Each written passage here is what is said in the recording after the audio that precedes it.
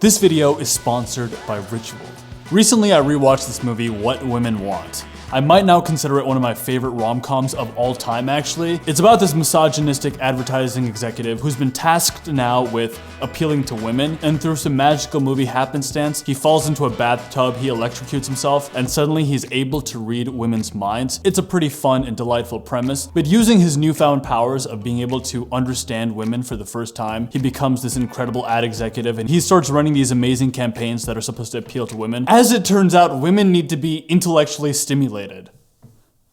And the movie got me thinking about the struggle to generate new ideas, the struggle to be creative. Every time I'm done concocting a YouTube video, especially like a sketch comedy style video, I'm satisfied with the result for the most part, but then as soon as I hit upload, I'm left with a feeling of dread. Kind of like this feeling that I might never be able to come up with another good idea again. And this is an element of being productive that I don't think is that well talked about in like the self-help space, the creativity that productivity requires a great deal of the time. For instance, during my day job, I've said this like 80 times now, but I'm a software consultant by day. Before I got into this field, I thought being someone who like writes code or is a programmer or is a consultant just means like working, typing aggressively 8 hours a day. But it really isn't that. You're not just like blasting out code generically. A lot of that time is spent thinking, sort of problem solving. And so if I'm going for a walk or taking a shower and I'm thinking about how to solve the problem at work, I'm still sort of being productive. I'm utilizing my creative faculties to solve a problem. It's not just like writing 180 words per minute. This last week I read a very fast book written by an advertising executive in 1940. It's a book called A Technique for Producing Ideas, and I really enjoyed the old-timey feel of that book. It was a very quick read, but it had a number of profound ideas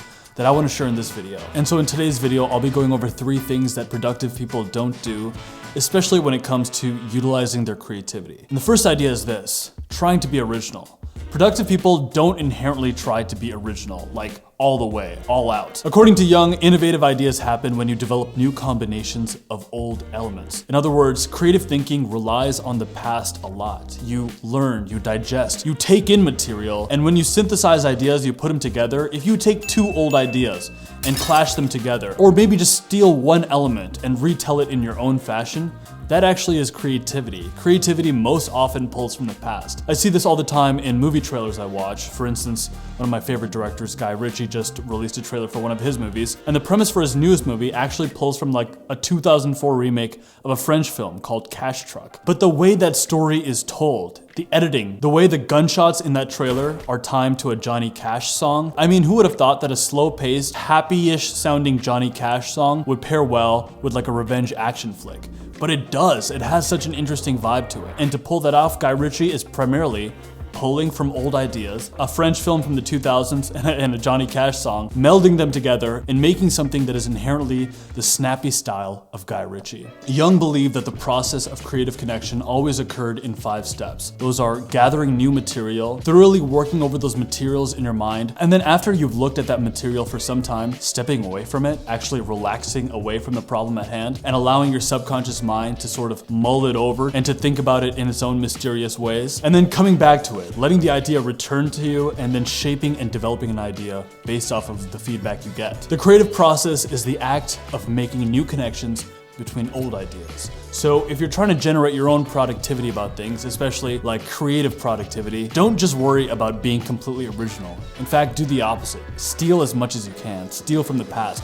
Look to music, look to film, read novels, read nonfiction, go for a walk in nature, have a conversation with a friend. All of these ideas might not inherently connect us to our understanding of what productivity is supposed to look like, but it is productive in its own way. The idea of not worrying about being original is something I've had to force myself to accept because I have an intrinsic desire to make everything I do completely original. And yet when I look to something like this YouTube channel, I mean, I would say something like 80% of the titles and thumbnails, or even the sketches that I pull, come from other people's ideas, other people's videos, and then I go in and I reinvent them in my own style. It's actually a concept that I mentioned in my YouTube course that I just launched. This idea that if you want to learn the game of YouTube, if you want to learn how to be creative, you have to look to others. You have to steal from others. Another example of this is a Christopher Nolan style video that I released a few weeks ago. That video is actually a completely rehashed telling, the same cinematic vlog style made by an amazing creator, Levi Allen, on how he learned to ride a one-wheel over the course of a week. I just took that model and applied it in my own way. And yet when that Nolan video finally did come out, it did feel original. It did feel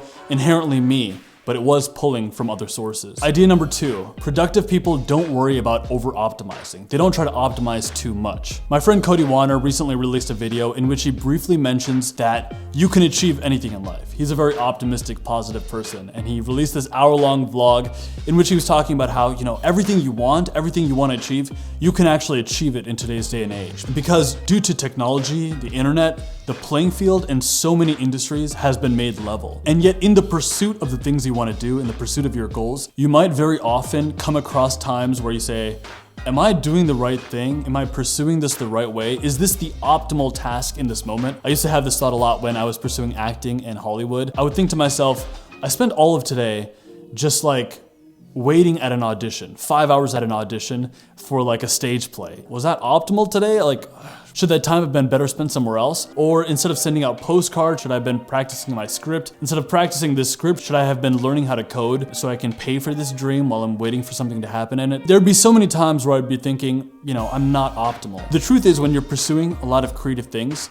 it's gonna be messy. You are going to spend a lot of time doing things inefficiently, non-optimally. And even if you're not drawn to like really creative tasks, so much of life is non-optimal. Do you have the courage to simplify and just pursue things, the basics of things, and not worry about the details? If you're taking action in general, a lot of what you might do is suboptimal. I'm actually feeling this now more than ever because I've been really aggressive about becoming fit again and pursuing fitness as something that's really important to me in 2021. I've now worked out 50 days in a row. And I get this all the time in my comments because my form is utter garbage. If any of you guys hate on my form, I just want you to know.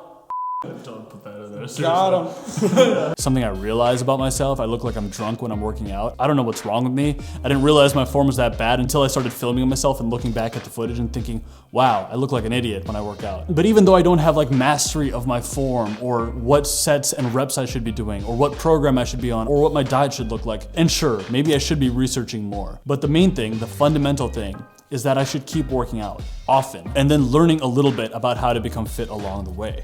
Maybe learning more about my form, learning how to cook healthier meals, but it's a lot easier to tell people that you're researching, you're working on a strategy. What do I do on those days I don't feel like hitting the bag? I get up there and I hit it anyway.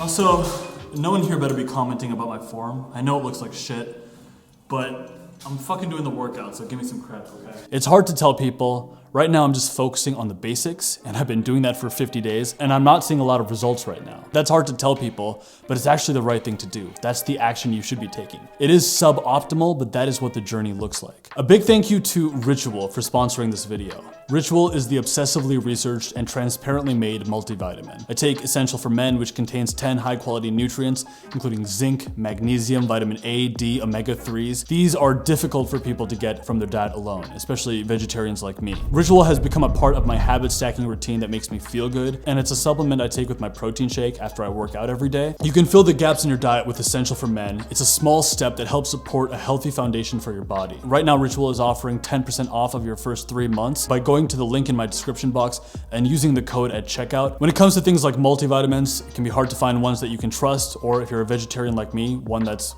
good for you to eat. But Ritual is a brand that I can trust, and it's part of my daily disciplines in order to become a healthier person. It's also sponsors like Ritual that allow us to make high effort videos, such as episode 7 of the Director series, which is going to be in the vein of Denis Villeneuve. We're going to Denver to film it, including shooting in the Colorado dunes. I'm incredibly excited for that video, and videos like that simply wouldn't be possible without our sponsors. So thank you, Ritual, for sponsoring this video, and thank you all for watching. And the third idea is this: productive people don't stay stuck in the hopeless stage. After a while of working on anything, you reach the hopeless stage. For me, it happens like clockwork. A lot of times when we're working on the edits of these videos, there comes a point where I look at the edit and I think, wow, we spent so much time on this and it really isn't that good. It just, I don't know, I'm just not excited by this. And every time I get a little bit hopeless. One of my favorite YouTubers, and actually someone who's like a big Hollywood director, David Sandberg, he has a channel called Pony Smasher. He said this in one of his videos: your first cut will make you depressed, which is such a fantastic, succinct way of saying you're gonna enter the hopeless stage at some point. No matter what you're doing, if you're writing a line of code, you're gonna get stuck. If you're working on a video, at some point you're gonna look at it and be like, it's just not that good. If you're like applying for jobs, at some point you might be in like your 5th interview and get to the 3rd round of that interview, and then you're not gonna get the gig. This happens all the time in so many aspects of life. But the important thing is to not stay stuck. In fact, one of the most productive things you can do when you've been pushing really hard and you enter that hopeless stage is actually just to step away for a minute, to take a break. Once again, in that book on producing ideas, Jung says this: for the sake of breaking past this stage, it's important to step away. In this 3rd stage, you make absolutely no effort of a direct nature. You drop the whole subject and put the problem out of your mind as completely as you can. It's important to realize that this is just as definite and necessary of a stage as things like working really hard or grinding towards your goals. Stepping away. When you do this, you have time to turn over the problem in your unconscious mind and let it work, maybe while you're sleeping. When you do this, you put the problem out of your consciousness and you stimulate your unconscious creative processes. Often we can get too singular on our tasks, and I actually, take a lot of pride when I'm really focused and maybe focused to the point of just becoming obsessive on completing a task. For instance, I'm currently going back and studying for a Salesforce exam that I've failed a couple times in the past, and in the last 2 or 3 weeks, I've been putting in maybe 20 hours a week on average of actually going for that certification. And sometimes I find myself becoming too maniacal, too obsessed with getting this thing done with. I think this may be why things like video games became so obsessive for me when I was a kid, because if I realized that there were 50 crystals in a game, I had to go get all of them. But as far as your long-term strategy for living a good life, it might be good to have other things you pursue, like a multi-pronged approach towards your goal, so that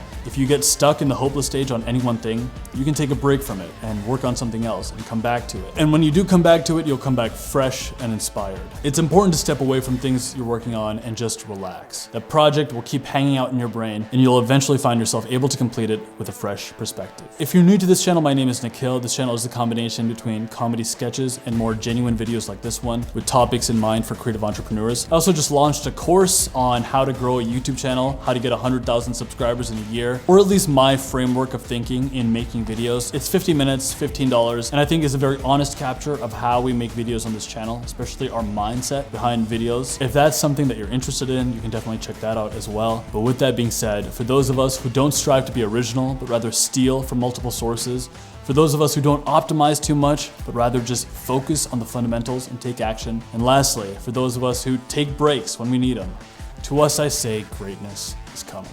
Cheers.